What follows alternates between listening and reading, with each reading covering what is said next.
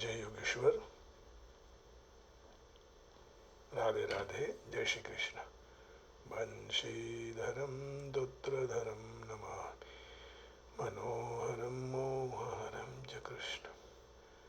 बालाधरं धर्मधुरं च पार्थस्य सारथ्यकरं च देवं कर्तव्यदीक्षां च समत्वशिक्षां ज्ञानस्य भिक्षां शरणागतिं च ददाति गीता करुणाद्रभूता कृष्णेन गीता जगतो हिताय। श्रीमद् गीता जी अध्याय 17 और श्लोक आपके सामने 25। भगवान आप कह रहे हैं तदित्यनभिसन्धाय फलं यज्ञ तपक्रिया दानक्रियाश्च विविधाः क्रियन्ते क्रियन्ते मोक्षकाङ्क्षिभिः।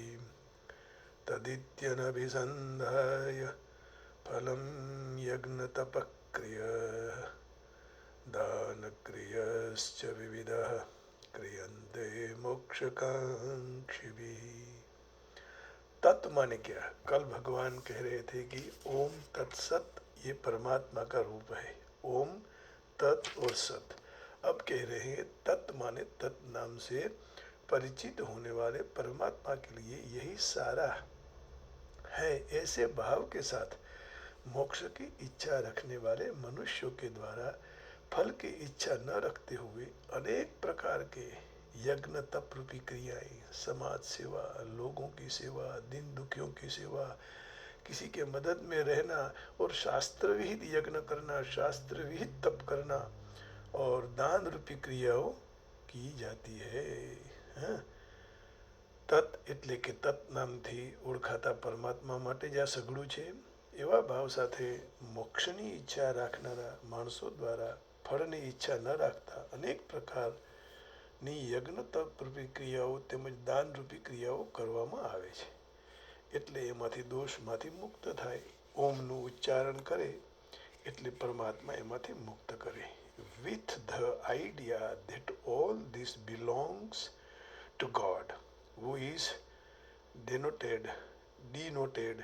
by the appellations tat, acts of sacrifice and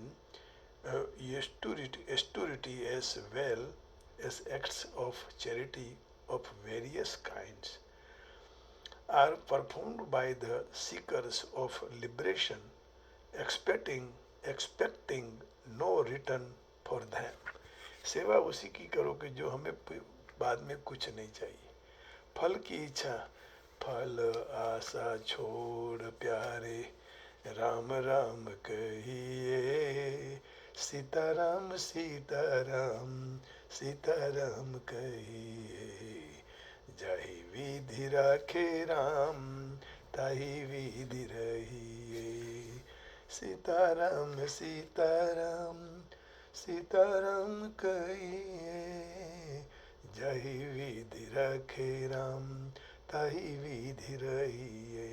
फिर से याद करो, फल की आशा सबको होती है, लेकिन फल कितना, कहाँ, कब, कैसा मिलने वाला भगवान के हाथ में, वो भगवान को सौंप दो। तो यहाँ without desiring fruitive results, one should perform various kinds of sacrifice, penance and charity with the word tat. The purpose of such transcendental activities into the get free from material entanglement थोड़ा कठिन है, आप समझ लेना, आप सब English जानते हैं। तो अब भगवान कहते हैं कि तदित्यनभिसंधाय मोक्षकांक्षी भी, जिनको मोक्ष की इच्छा है लेकिन फल की इच्छा नहीं है। मोक्ष माने मोह को खत्म करना। केवल वह परमात्मा की प्रसन्नता के उद्देश्य से किंचित मात्र भी फल की इच्छा न रखकर शास्त्रीय यज्ञ तप दान आदि शुभ कर्म किए जाते, क्योंकि विहित निषिद्ध शुभ अशुभ आदि क्रिया मात्र का आरंभ होता है और समाप्ति होती है, उसी तरह क्रिया का जो भी फल है उसका संयोग भी होता है और वियोग भी होता है। अर्थात कर्म फल के भोगों का आरंभ भी होता है और समाप्ति भी होती है। परंतु परमात्मा तो वह क्रिया और फल भोग का आरंभ होते पहले भी थे और क्रिया और फल भोग की समाप्ति के बाद भी हैं। परमात्मा आज भी हैं, कल भी हैं, थे, रहेंगे और है, तीनों काल में है। इसलिए परमात्मा को कालातीत कहा गया है। भूत भविष्य वर्तमान, हम आज हैं कल नहीं रहेंगे। ये कोई चीज वस्तु है, आज रहेगी कल नहीं होगी, माने हमारा अस्तित्व नहीं है, उसी का ही अस्तित्व है, वही सब कुछ है, वही तो सब चला रहा है।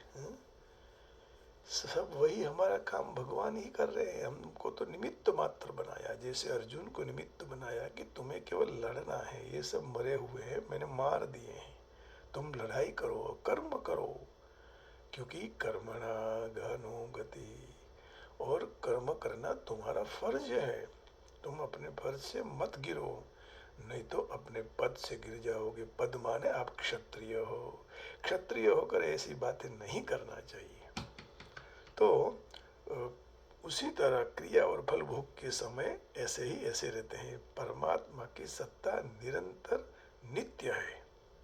ना सतो विद्यते भावो ना भावो विद्यते सतः उभयोरपि दृष्टोन्तस्त्वनयोस्तत्त्वदर्शिभिः। तो सत सत रहेगा ही, कभी नष्ट नहीं होने वाला है, उसका अभाव नहीं हो सकता। असत का अभाव हो सकता है, लेकिन सत्य निरंतर नित्य है। तो नित्य निरंतर रहने वाली इस सत्ता की तरफ हमें ध्यान देना चाहिए। इसलिए कहा तत् इति, तदित्यनभिसंधाय, तत् वही है, तत्त्वमसि प्रज्ञानम ब्रह्म अयमात्मा ब्रह्म। तो वही तत् है, वही सब कुछ है। परमात्मा आप ही सब कुछ है, तत्त्वमसि। तो इस उत्पत्ति विनाशील फल की तरफ ध्यान न देने में ही अनभिसंधाय फलम पदों का तात्पर्य है। अर्थात नित्य निरंतर रहने वाले तत्व की स्मृति रहनी चाहिए। नाशवान फल की अभिसंधि इच्छा बिल्कुल नहीं रहनी चाहिए। जो कल नहीं रहने वाला है उसकी इच्छा क्यों रखे। फिर भी हम सब भी, मैं भी आपके साथ हूँ, कभी पैसों के लिए हम लोलुप और लोभ में आ जाते हैं, क्योंकि कर्म किया होता है ना, फिर नहीं मिलेगा तो असंतोष होता है। लेकिन धीरे धीरे भगवत नाम स्मरण करते करते करते इसी रास्ते पर चलने का प्रयत्न करना। हमें शुद्ध होना है। यदि हम शुद्ध हो गए तो हमारी वाणी शुद्ध हो जाएगी, हमारा मन शुद्ध होगा, हमारी दृष्टि शुद्धि होगी, हमारा सुनना भी शुद्ध अंदर जाएगा, जैसा तैसा अंदर नहीं चला जाएगा। जैसे छलनी से हम शुद्ध कर सब चीज़ें पीते हैं, पानी भी की बात की है, उसी तरह देखो भी छलनी, इसको छलनी बना दो, कान को भी छलनी, मुंह को भी छलनी, नाक को भी छलनी। वो हम बना लेते हैं कभी कभी, गंदी चीज़ें नहीं सूंघ सकते। उसी तरह इसी में भी सोचना है, सारा अच्छा अच्छा अच्छा अंदर जाए और कचरा सारा बाहर निकल जाए। इसलिए भगवान ने दो द्वार दिए हैं, एक से कचरा निकालो, एक से अच्छी बात डालो, है ना। मुंह एक है लेकिन यहाँ दो बताए हैं, एक से निकाल दो खराब और एक से अच्छी चीज़ें ले लो। आँख से एक गंदा निकालो, अच्छी बात का प्रवेश कराओ। इसलिए दो दो द्वार दिए हैं, नहीं तो एक से एक आँख वाला देख तो सकता है। दो आँख क्यों दी हैं? भगवान ने बहुत सोच कर समझ कर दिया हुआ है। फिर हम दोनों आँखों से, दोनों कानों से, दोनों नासाग्र से कचरा ही डालते रहेंगे, फिर शुद्ध होने वाले नहीं है, फिर बुद्ध नहीं होंगे। शुद्ध बुद्ध प्रबुद्ध होना है। तो नित्य निरंतर रहने वाले तत्व की स्मृति होनी चाहिए, नाशवान फल की इच्छा नहीं होनी चाहिए। नित्य निरंतर वियुक्त होने वाले, प्रतिक्षण भाव में जाने वाले संसार में जो भी दिखाई देता है, सुनाई देता है, जो जाना जाता है, उसी को हम प्रत्यक्ष सत्य मान लेते हैं और उसी की प्राप्ति में अपनी बुद्धिमता और बल को वहाँ लगा देते हैं। फिर हम एक बड़ा मकान बना लिया, 3-4 होटलें बना ली, ऑफिसें बना ली, फिर हम सफल मानते हैं अपने को। तो यह परिवर्तनशील संसार को प्रत्यक्ष मानने के कारण ही सदा सर्वत्र परिपूर्ण रहते हुए भी परमात्मा अपने प्रत्यक्ष नहीं दिखाई देते हैं। वो हमारे पीछे हैं। मैं तो कहता हूँ वो हमारी छाया है।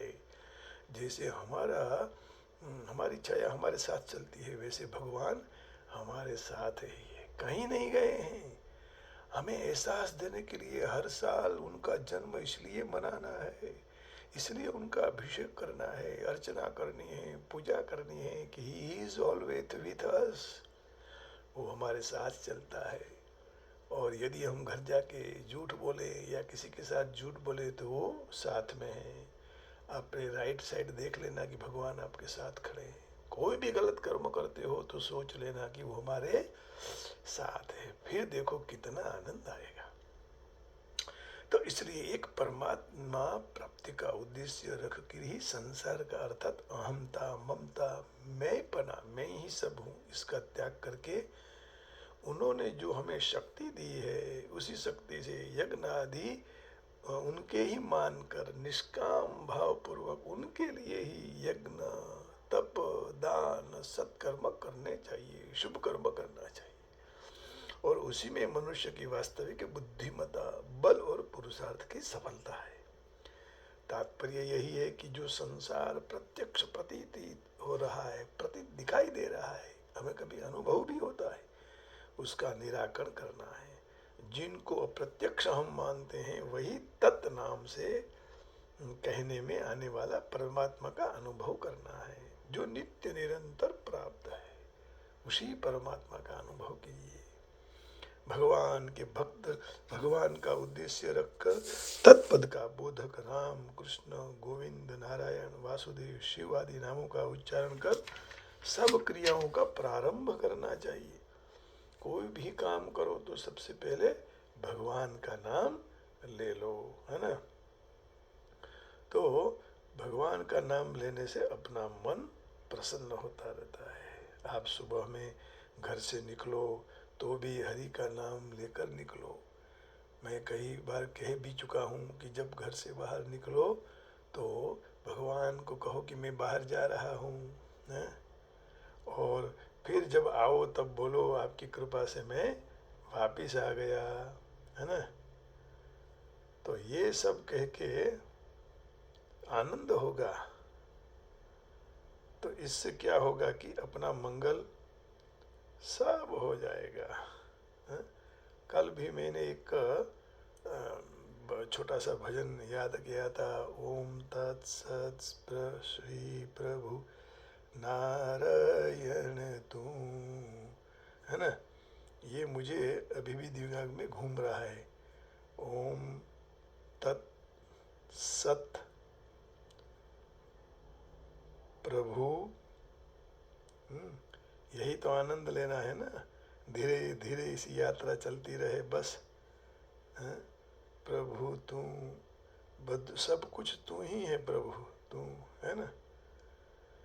इससे क्या होगा कि हमारा जीवन ओम तत्सत नारायण प्रभु तू, ओम तत्सत श्री नारायण प्रभु तू, ओम तत्सत श्री नारायण तू, पुरुषोत्तम गुरु तू, सिद्ध बुद्ध तू, स्कंद विनायक सविता पावक तू, ब्रह्म देव तू, जन शक्ति तू, सर्व पिता प्रभु तू,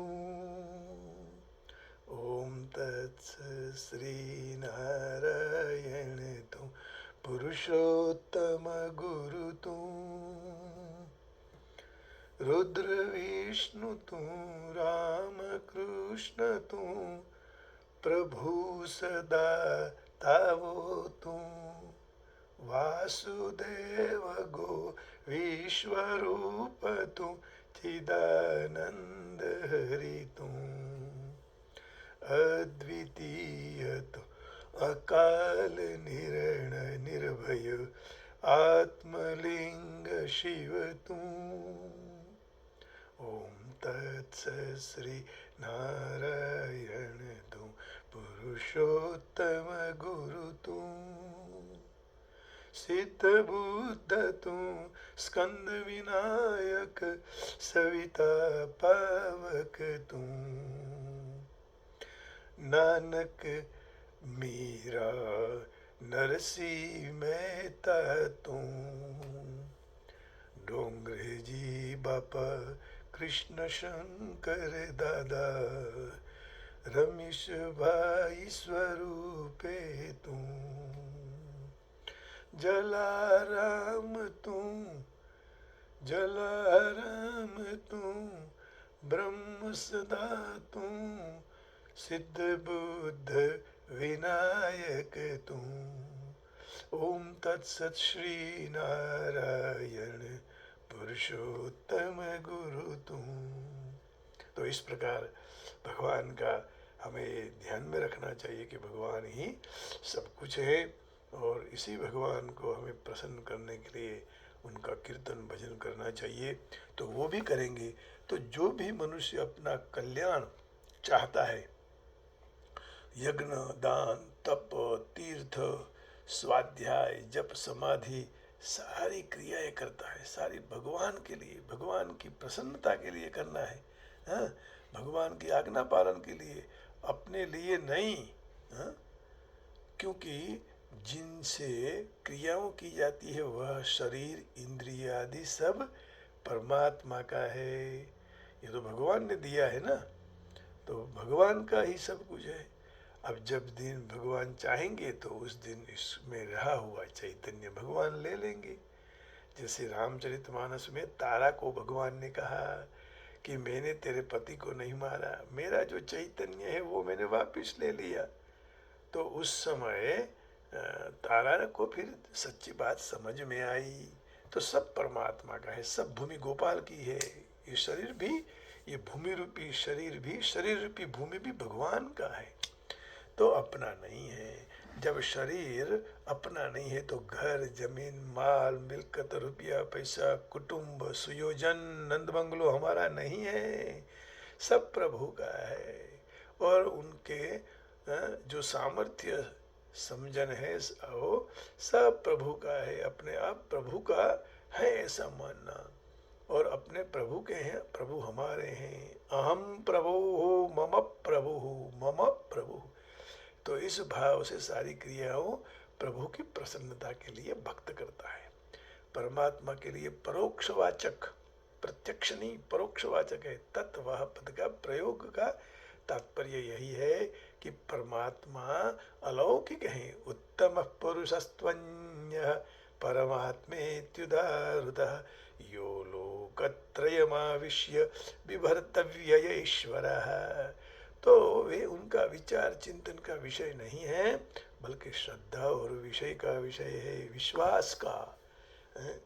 जैसे वागर्धा विवशं भुक्तौ वागर्ध प्रतिपत्तये जगतः पितरौ वंदे पार्वती परमेश्वरौ। तो श्रद्धा और विश्वास का, श्रद्धा विश्वास रूपिणौ भवानी शंकरौ वंदे श्रद्धा विश्वास रूपिणौ याभ्यं विना न पश्यन्ति सिद्धः स्वान्तस्तमीश्वरम्। तो इस प्रकार तदित्यनभिसन्धाय फलं यज्ञ तपक्रिया दान क्रियाश्च विविधाः क्रियन्ते मोक्षकांक्षिभिः। जो मोक्ष चाहने वाले हैं इनको यही अनुसंधान करना चाहिए कि हमें फल की आवश्यकता नहीं है, भगवान फल देंगे। तो आध्यात्मिक अवस्था तक उन्नत होने के लिए मनुष्य को कोई भी दुन्यवी काम के लिए, दुन्यवी लाभ के लिए काम नहीं करना चाहिए, क्योंकि दुन्यवी रोज टिकने वाला नहीं है। सारे कर्म भगवान के सानिध्य में और भगवान के दिव्य धाम में वापिस जाने के उद्देश्य से ही करना चाहिए, है ना। वही उद्देश्य होना चाहिए। जैसे आकाश में आप पत्थर डालो तो पत्थर कहाँ गिरेगा? पृथ्वी पर। क्यों? वो पत्थर पृथ्वी का ही भाग है। फल डालोगे पृथ्वी को पर आएगा। क्यों? क्या कारण है? तो कारण यही है कि वो पृथ्वी का है। उसी तरह हम भगवान से अलग पड़े हैं, छूट गए हैं। तो अभी हमें क्या करना चाहिए? भगवान की ओर जाना चाहिए, ऐसी स्मृति रहनी चाहिए। लेकिन उसकी कृपा होती हो तो हम उसको याद कर सकते हैं, नहीं तो फिर वो स्मृति भी ले लेता है और स्मृति भी दे देता है। सब वही। तो जो कुछ भी करें हम भगवान की आज्ञा के लिए, भगवान की प्रसन्नता के लिए। प्रसन्न मेरा स्वामी कैसे प्रसन्न हो, उसी के लिए जैसे पत्नी करती है उसी तरह हमें भी करना चाहिए। इसलिए यहाँ कहा, without desiring fruitive results, one should perform various kinds of sacrifice, penance and charity with the world. Tat, the purpose of such transcendental activities is to get free from material entanglement. एंटेंगलेमेंट कठिन शब्द है, जरा अपने आप देख लीजिएगा, समझ लीजिएगा। आइए अब भगवान का हम थोड़ा कीर्तन करके, हमारे मंदिर का समय भी हो रहा है, भगवान को जगह